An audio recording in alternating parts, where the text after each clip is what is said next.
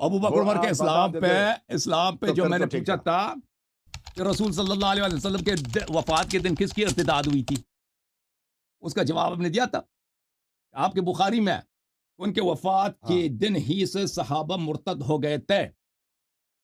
ان کے وفات کے دن وفات ہی کے وقت سے کون سا واقعہ پیش آیا تھا، کون سی دین میں بدعت پیش کس نے توارد کی تھی جس کی وجہ سے جیسے صحابہ مرتد ہوئے تھے، اس کا جواب چاہیے. یہ سر یہ آپ کے جو پہلے ہی شروع میں نے پوچھا تھا کہ کب مرتد ہوئے تھے صحابہ کرام، تو آپ نے کہا تھا کہ وہ شروعات میں پہلے دن سے ہی مرتد تھے، اس کے بعد آپ اپنے ہی اس وہ سے تو ہٹ گئے، سارے پھر آپ صحابہ نے تو شروع کہا سے کہ مرتد وہ نہیں تھے رسول نا. اللہ علیہ وسلم کے وفات کے بعد مرتد ہوئے. کچھ بہرحال اس کو آپ صحابہ چھوڑ دیں، رسول صلی وہ اللہ علیہ پارٹ ٹو وسلم کے میں آپ کے ساتھ حیات ہی چلاؤں میں، گا سر. کچھ صحابہ رسول اللہ صلی اللہ علیہ وسلم پہ کبھی ایمان ہی نہیں لائے تھے، مسلمان ہی نہیں ہوئے تھے نا، وہ تو ان کا مرتد تو بنتا ہی نہیں ہے، ٹھیک ہے نا، وہ مرتد تو بنتے ہی نہیں کیونکہ وہ کبھی مسلمان ہی نہیں ہوئے تھے، ویسے جھوٹ کہہ رہے تھے. کچھ صحابہ رسول صلی اللہ علیہ وسلم کے وفات کے دن مرتد ہوئے تھے. کس وجہ سے مرتد ہوئے تھے؟ اس وجہ سے مرتد ہوئے تھے کہ دین میں بدعت داخل کی گئی تھی، بدعت کو انہوں نے مانا تھا. وہ کون سا بدعت ہے؟ سوال یہ ہے. وہ بدعت کوئی نہیں، صحابہ نے کی نہیں بدعت. تو پیغمبر نے جھوٹ بولا، تو پیغمبر نے نہیں، جھوٹ بولا پیغمبر نے کہ اللہ پھر قیامت کے دن بھی جھوٹ بولے گا نا کہ یہ لوگ اس لیے مرتد ہوئے تھے کہ انہوں نے دین میں بدعت داخل کیا. ایک بات بتاؤ بھائی، آپ سچے ہیں یا اللہ سچا ہے؟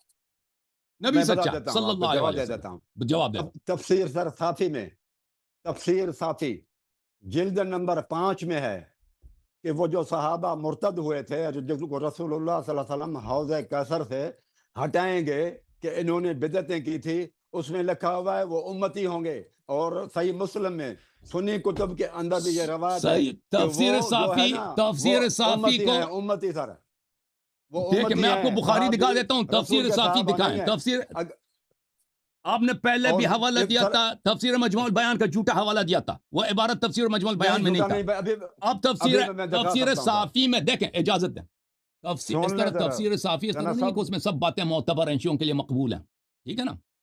آپ کے بخاری میں جو لکھا ہے وہ یہ ہے کہ صحابہ مرتد ہو جائیں گے، اس میں صحابہ کے الفاظ ہیں، اس میں امتی کے الفاظ نہیں ہیں، صحابہ کے الفاظ علی بھی ہے.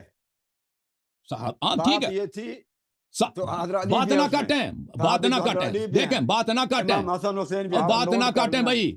آپ اگر آپ کا عقیدہ یہی ہے، اگر آپ کا یہ عقیدہ یہی ہے کہ امام علی علیہ السلام مرتد ہوئے تھے تو آپ کا اپنی ارتداد ہے، آپ خود دین سے خارج ہیں. یہ تو کسی مسلمان کا عقیدہ ہی نہیں ہے کہ وہ مرتد ہوئے نا.